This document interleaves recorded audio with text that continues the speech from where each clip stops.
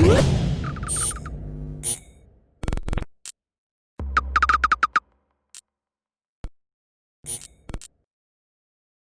is Andi Purewal for Boxing Social in association with Betfred, and I'm delighted to be joined by former world champion Anthony Crolla up here in Bolton. Anthony, first and foremost, how you doing? I'm good, mate. I'm good. I've seen there just a little bit of work assisting Joe with Liam and Tasha in today. But yeah, no, all good. Obviously, the gym's buzzing from the news last night. But yeah, all good. Certainly is buzzing, Jim, as I've seen today. And let's get straight into it because I know you're in a rush. Last night, Callum Smith finally got that fight over the line. He signed to face a pound-for-pound start in Sal Canelo Alvarez in December. Just talk to me about kind of a rollercoaster of a journey to get to this point for it all to be agreed. I think, listen, I'll be honest, Callum, obviously, I'm in the gym with him a good few times a week, but he's my mate as well, and it's one of them where don't really talk loads about boxing with him, but obviously it's been hard for him. You know, it's nearly been on, it's off. This has happened. He's been out the ring, you know, a year now. By the time the fight comes, it'll be over a year, which isn't ideal. But listen, everyone who's fought this year, there's very few who haven't been active, is there? Certainly at that level. But listen, I think I've always said from day one, Callum's got a good sort of laid-back attitude where he always had the attitude of, you know, listen, I'm a realist.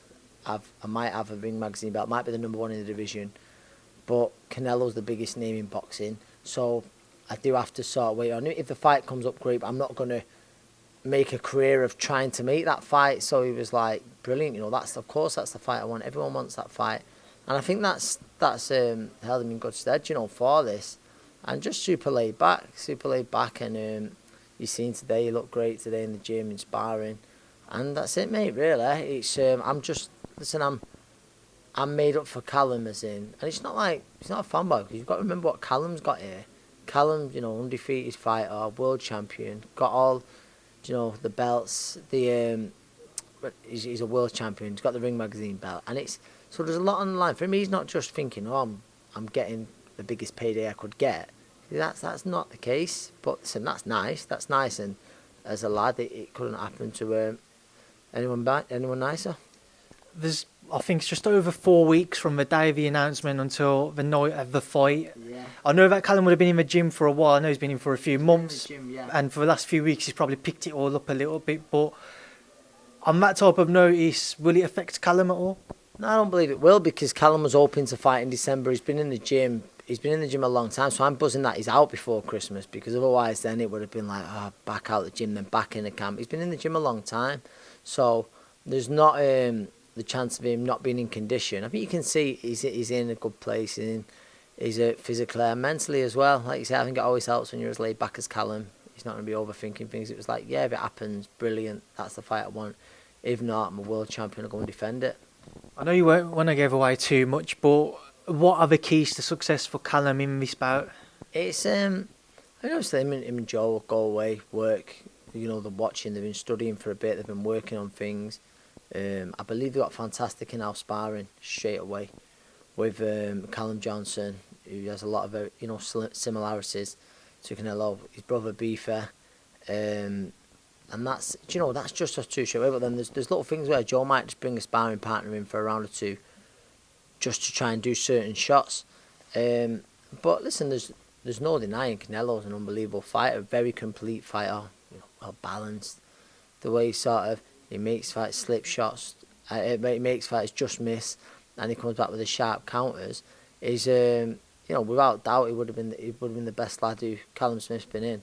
But I think he's got to make that size work for him. But Callum's very, very good on the inside as well. For a tall lad, he fights a very good small man's fight. And I think there's a few ways Callum can win this fight. You say whether in the back foot, I'm not going to say always he's going to get in the pocket with Canelo and away, but don't underestimate Callum's inside fighting.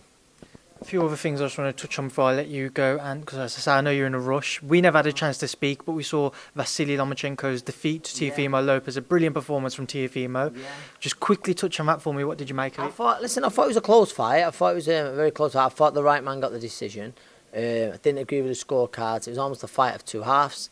I thought Lopez used his size really well. By his size, I didn't mean leaning on him or something like that, but kept the distance. I think the big difference for me was Lopez, he very rarely fell for any of Lomas' feints. Like, with Lomas fights, he's up, down, and he's making people think. He was cool with it, Lopez, you know what I mean? He didn't sort of dance to his music, if that makes sense. Like, he wasn't reacting to everything. There was very few he was. And like I say, it was a fight of two halves. Obviously, whether the shoulder with Loma come into play, but it's strange because you think that would have been in the second half if it did, but Loma had a good second half of the fight. I thought it was a really good fight, like at the highest level. I thought the right man got the decision. I thought it was a lot closer than the cards, but I thought the right man got the decision. Lopez Davis, we saw Gervonta Davis stop Leo Santa Cruz in some fashion in the following week, I believe it was. Would you be interested in see Teofimo Lopez versus Gervonta Davis next? Of course I would. I think sort of any Gervonta Davis, Teofimo Lopez fight, I'd be interested in watching whoever they fight. But yeah, that's one of the best fights that can be made. Obviously, you throw Devin Haney. You got Luke Campbell, Ryan Garcia. It's a red hot division, man, and it's. I think with that, there's no denying Davis is a huge puncher. One of the biggest out there, I'd say, pound for pound. But Lopez is the man at the minute. There's no denying that. If we're not going to see a Lomachenko rematch, then I don't think we will, actually. I think we'll see him go up. But Davis certainly, Davis Loma, whoever that may be, because there's no denying he's a fight. He carries frightening power. Crawford Brook this past weekend. Yeah. Terence Crawford stopping Cal Brook. What did you make of the fight, and obviously for as long as it lasted for Cal? Listen, I thought Cal started well. I think we were talking about it the other day in the gym. I think Cal's brilliant at, especially with the southpaw. I remember him right. I know it's at different levels, but defending the British title, lean back and chop his own jab down. He'd be there, lean back and jab, and he landed at times. And I saw him together after it. Cal's got fantastic timing. Crawford has as well. The shot that finished it was. It was all down to timing, but Crawford, he looked in unbelievable shape at the weigh-in, and I think a lot of people, like we were saying before, that weight cut, no matter what. Listen, Cal might have had the six packs of that, but he had to lose a lot of muscle for that, and it I don't care what you say, it definitely hurt him. Done it the best he could, and he looked in decent shape, but I was surprised just how good Crawford looked, on the scales. But I thought he was going to say Cal started well. You could argue he won the first three. But one thing I did think, when Crawford was landing, a lot of the times, seeing the reaction, not loads was, but when he did, there was a reaction. And I believe that, timing's superb, but I also believe, again, a lot, like, you drag your body down to that weight. It takes away that bit of punch resistance. So we'll just see what happens with Cal now. I don't think he's going to have too many more. I think he's still got big fights in him, but maybe just one or two big more. But obviously, the next time I'd like to see the right opponent.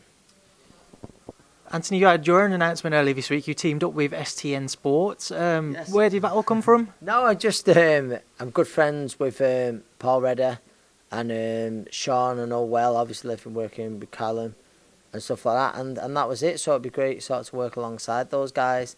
They're just obviously just starting off, and in boxing now, it's been an exciting first week or two for them, hasn't it? But good guys, and certainly want the best for the fighters, so happy to be with them.